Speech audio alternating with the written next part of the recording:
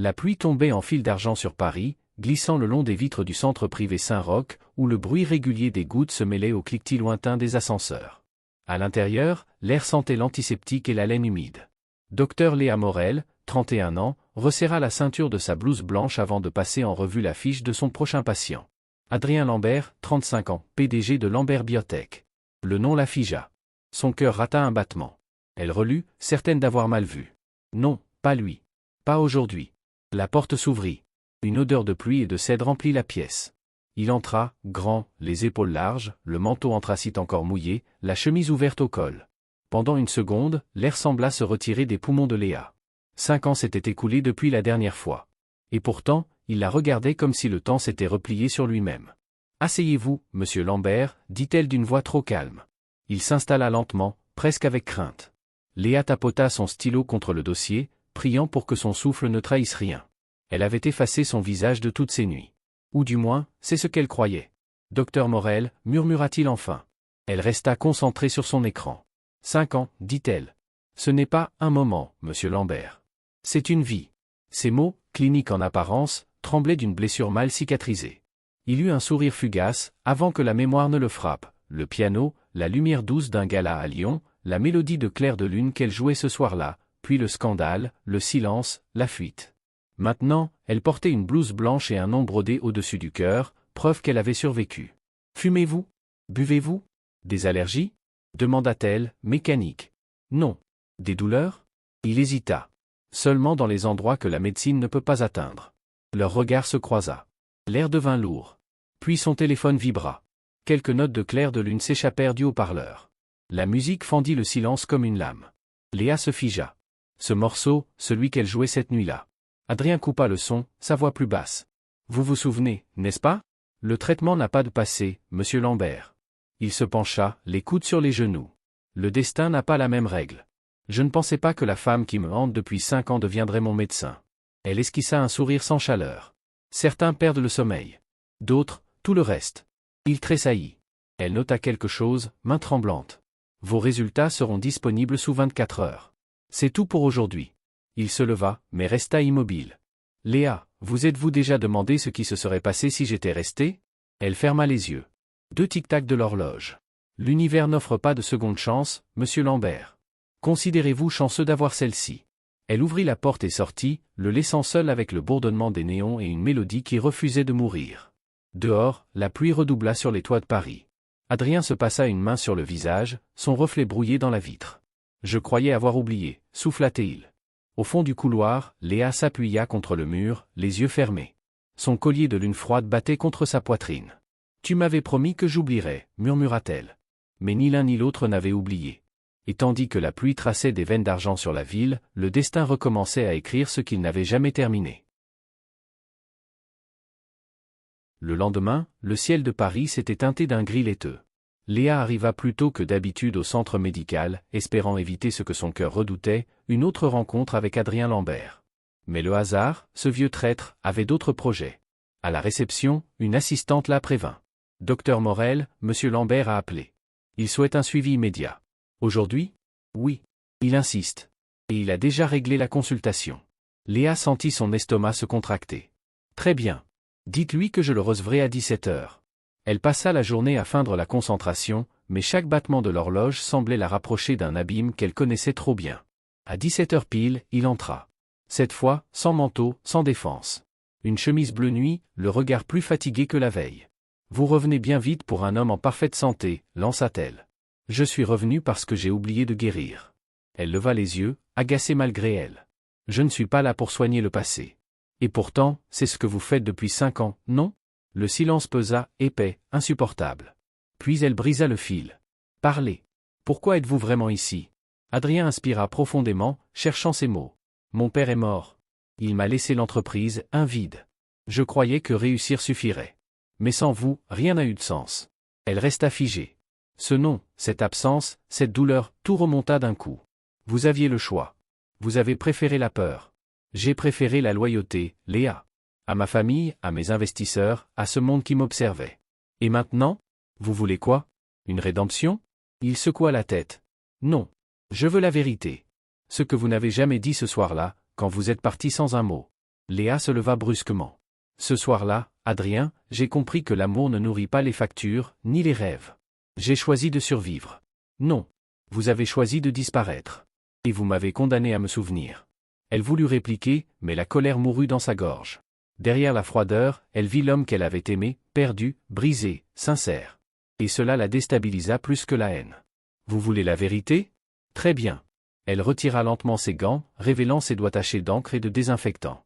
La vérité, c'est que je ne vous ai jamais pardonné de ne pas m'avoir tenu. Un silence lourd tomba entre eux. Adrien resta immobile, la mâchoire serrée. Et pourtant, je suis là. Trop tard. Ou juste à temps. Elle détourna le regard, tremblante. Il se leva, fit un pas vers elle, mais s'arrêta net. Je ne veux pas compliquer votre vie. Je veux juste savoir si j'ai encore le droit d'espérer. Léa inspira lentement. L'espoir est une drogue dangereuse, monsieur Lambert. Et je ne prescris pas d'illusions. Il esquissa un sourire triste. Alors, au moins, laissez-moi guérir à votre façon. Avant qu'elle puisse répondre, il sortit, laissant derrière lui un parfum de pluie et de regret. Léa resta seule, la main sur le bureau. Son cœur battait contre sa poitrine comme un tambour de guerre. Elle s'assit lentement, murmura pour elle-même. Pourquoi reviens-tu quand j'avais enfin appris à respirer sans toi? Sur l'écran de son ordinateur, un email venait d'arriver. Objet, invitation, Fondation Lambert pour la santé mentale. Sous le message. Nous serions honorés que Dr Léa Morel présente son travail lors de notre gala annuel. Adrien Lambert souhaite vous remercier personnellement. Elle resta figée. Le piège était tendu. Et, quelque part, elle savait déjà qu'elle irait. Le soir du gala arriva trop vite. Paris brillait d'une lumière dorée sous la pluie fine, et la façade du musée des arts décoratifs scintillait comme une promesse. Les voitures s'alignaient, les flashs crépitaient, les robes caressaient les marches comme des vagues de soie. Léa, en robe noire simple mais élégante, se sentait étrangère à ce monde. Chaque reflet dans les vitres lui rappelait la fille qu'elle avait été autrefois, celle qui croyait encore au miracle. À l'entrée, un majordome lui prit son manteau. « Votre nom, madame ?»« Docteur Morel. » Invité par monsieur Lambert. L'homme hocha la tête et lui indiqua la grande salle. Dès qu'elle entra, les conversations se turent un instant. Adrien était là, au centre du hall, entouré d'hommes politiques et de mécènes, vêtu d'un smoking noir parfaitement taillé. Quand il leva les yeux et la vit, son masque d'assurance se fissura un instant. Il s'approcha, et tout le monde s'effaça autour d'eux. « Vous êtes venu, dit-il, comme un homme qui n'osait pas y croire. Les médecins tiennent parole, répondit-elle. Même quand ils devraient fuir. Il sourit faiblement. Vous êtes magnifique, Léa. Et vous, toujours en retard sur vos guérisons. Elle tenta de détourner la conversation, mais il ajouta. Ce soir n'a rien d'un piège. C'est une promesse. Ils furent interrompus par la maîtresse de cérémonie. Mesdames et messieurs, merci d'accueillir le fondateur de la Fondation Lambert pour la santé mentale, monsieur Adrien Lambert. Les applaudissements éclatèrent. Léa s'écarta dans l'ombre tandis qu'il montait sur scène. Adrien prit la parole. Sa voix, grave, résonna dans la salle. J'ai perdu beaucoup de choses avant de comprendre ce qui a de la valeur. Mon père croyait que la réussite se mesurait en chiffres. Il avait tort. La vraie richesse, c'est ce que nous guérissons chez les autres. Léa sentit sa gorge se nouer. Chaque mot semblait lui être adressé. Puis, à la fin de son discours, il ajouta. Et ce soir, je tiens à remercier une personne en particulier. Celle qui m'a appris que la science peut sauver le corps, mais que la vérité seule guérit l'âme. Tous les regards se tournèrent vers elle. Adrien tendit la main dans sa direction. Docteur Léa Morel. Un murmure parcourut la salle. Elle sentit ses jambes trembler. Avancer, refuser, fuir? Trop tard. Elle marcha jusqu'à lui, sous la lumière crue des projecteurs. Il prit sa main, sans la lâcher. Merci d'être revenu, dit-il doucement, presque inaudible. Je ne suis pas revenu. Je suis simplement venu dire adieu. Mais ses yeux, humides de vérité, disaient autre chose. Plus tard dans la soirée, quand la musique couvrait les voix, Adrien la rejoignit sur la terrasse. Le vent d'hiver jouait avec une mèche de ses cheveux. « Tu penses vraiment que le passé reste mort ?» demanda-t-il. « Il devrait l'être. Alors pourquoi trembles-tu quand je te parle ?» Elle se tut. La vue sur la scène semblait floue à travers les lumières. « Tu veux savoir la vérité ?» murmura-t-elle. « Oui. J'ai essayé de t'oublier dans les bras d'autres hommes, dans le bruit du travail, dans le silence de mes nuits. Et rien n'a marché. » Il ferma les yeux, un souffle douloureux. « Tu crois que j'ai vécu mieux ? Je t'ai cherché dans chaque visage, dans chaque succès. Mais il n'y avait plus rien. » Un long silence s'installa. Puis Léa se retourna vers lui. « Tu veux vraiment réparer ce que tu as brisé ? Alors prouve-le. Pas par des mots, mais par des actes. » Il s'approcha lentement, leur souffle se mêlant. « Je le ferai. Mais promets-moi de ne pas fuir cette fois. » Elle le regarda droit dans les yeux. « Je ne fuis plus les blessures. J'apprends à vivre avec. Leurs mains se frôlèrent. Ce n'était pas un pardon. C'était un début. Les jours suivants furent étranges. Ni tout à fait lumineux, ni vraiment sombres. Comme si l'univers hésitait encore à décider si Léa et Adrien méritaient une seconde chance. Il commença à l'appeler, rarement, mais toujours avec cette même retenue, presque timide. Un café, un déjeuner entre deux patients, une promenade au bord de la Seine. Au début, elle refusait. Puis elle cessa de répondre. Et enfin, elle céda. Un mercredi de décembre, ils se retrouvèrent dans un petit bistrot du Marais. La pluie tombait fine, dessinant des cercles dans les tasses encore fumantes. « Tu as changé » dit Adrien en la regardant. « C'est ce que fait la douleur. Elle polit, elle brûle, mais elle enseigne. Et elle t'a rendue encore plus belle. Ne dis pas ça. Tu ne sais pas ce que j'ai perdu pour en arriver là. » Il resta silencieux un instant. Puis sortit de sa veste une petite enveloppe. « Ceci est pour toi. » « Qu'est-ce que c'est ? » ?»« Une proposition. Mais pas celle que tu crois. » Léa hésita avant d'ouvrir. À l'intérieur, une invitation officielle. Conférence internationale sur les neurosciences et l'art-thérapie, Genève. Et dessous, en lettres manuscrites. Je veux financer ton projet. Le tien, pas le mien. Ah ? Elle leva les yeux, incrédule. Pourquoi ? Parce que je crois encore en toi. Parce que ce que tu fais peut sauver plus de vies que toutes mes entreprises réunies. Léa sentit son cœur battre plus fort. Personne ne lui avait jamais parlé ainsi. Et qu'attends-tu en retour ? Rien. Ou peut-être, ton pardon. Elle secoua la tête. Le pardon ne s'achète pas, Adrien. Alors je le gagnerai. Les semaines passèrent. Ensemble, ils travaillèrent sur le projet. Elle parlait de mémoire, de trauma, d'art comme moyen de guérison. Lui écoutait, apprenait, investissait sans jamais imposer. Pour la première fois, Léa le vit sans armure. L'homme derrière le pouvoir. Celui qui riait maladroitement quand elle renversait son café, celui qui restait tard juste pour la regarder peindre une esquisse au coin d'un dossier. Un soir, alors qu'il terminait une présentation, il s'approcha d'elle. « Je ne me souviens pas de la dernière fois où j'ai été heureux, murmura-t-il. Alors recommence. Avec toi ? Avec toi-même. Et peut-être, avec moi, un jour. » Le silence qui suivit fut doux, presque sacré. Leur complicité ne passa pas inaperçue. Les rumeurs commencèrent à courir, le PDG et la médecin, l'amour qui défie la raison. Un magazine publia une photo d'eux à la sortie d'un restaurant. Les titres parlaient de scandale. Léa reçut un appel de la direction du centre médical. « Docteur Morel, votre situation devient délicate. Les médias s'emparent de votre nom. Peut-être devriez-vous prendre un congé. » Elle raccrocha sans répondre.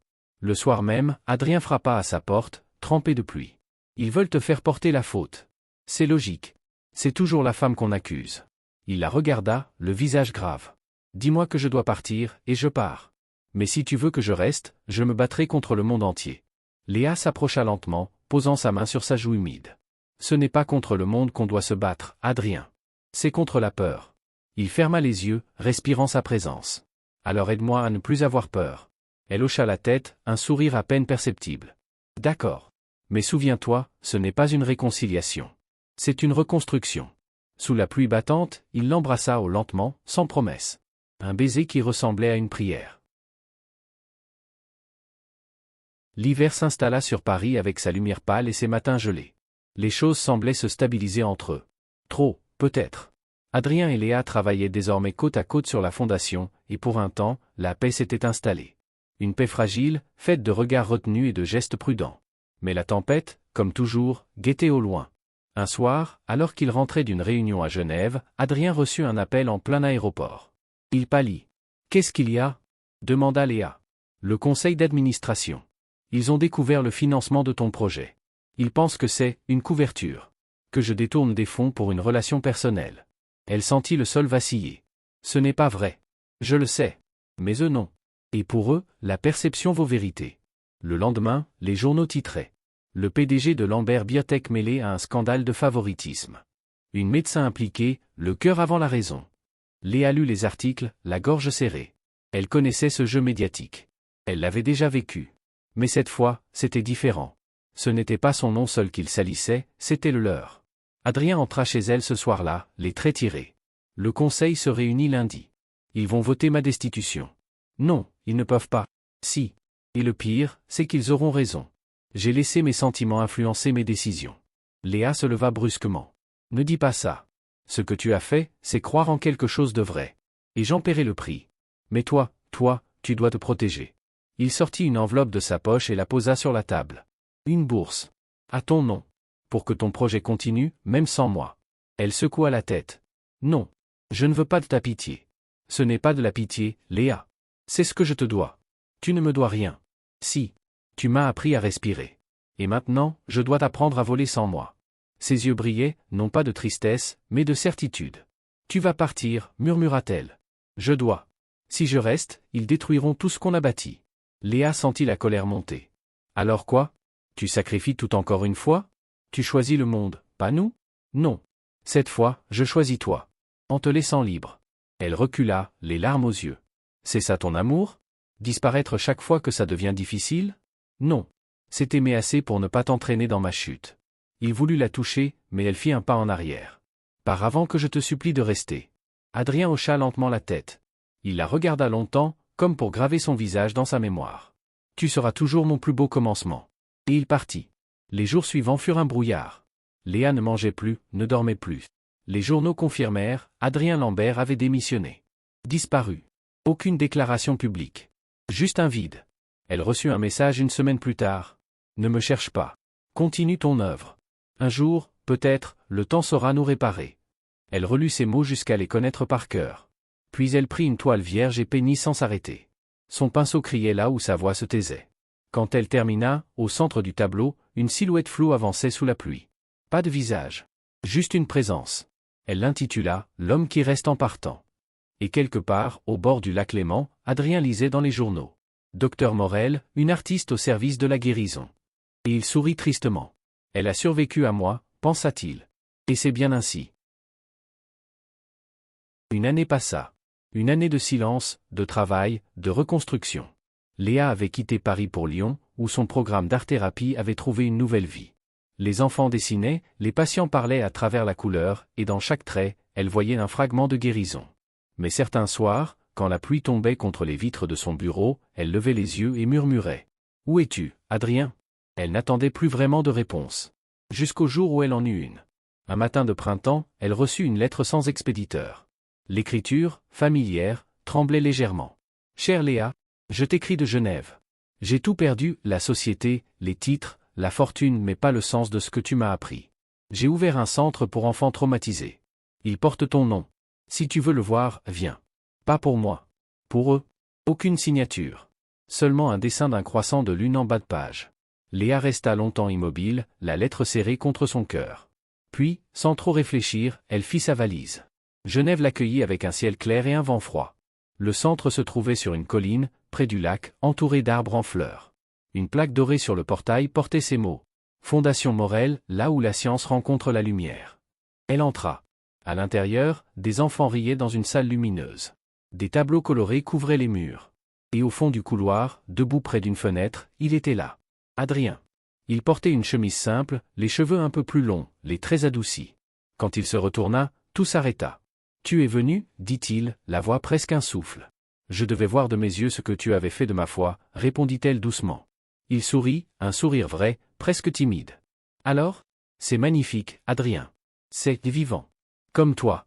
Ils restèrent un moment sans rien dire, le lac brillant derrière eux. Puis elle ajouta. Pourquoi m'avoir appelé, après tout ce temps? Parce qu'on ne guérit pas seul. Et parce que, je ne voulais pas mourir sans te revoir. Léa sentit les larmes lui monter. Tu n'es pas mort. Tu as simplement appris à vivre. Il s'approcha lentement, hésitant, comme s'il craignait de briser le moment. Et toi? As-tu pardonné? Elle ferma les yeux. Je crois que le pardon n'est pas un mot. C'est un souffle. Et ce souffle, je viens de le sentir. Il prit sa main. Alors laisse-moi te montrer quelque chose. Il la conduisit jusqu'à la grande salle. Au centre, un piano blanc. Sur le couvercle, une plaque gravée. Pour la mélodie qui nous a ramenés à la vie, nocturne numéro 5. Léa porta sa main à sa bouche. Tu t'en souviens encore? Je n'ai jamais cessé d'entendre la musique. Elle s'assit au piano.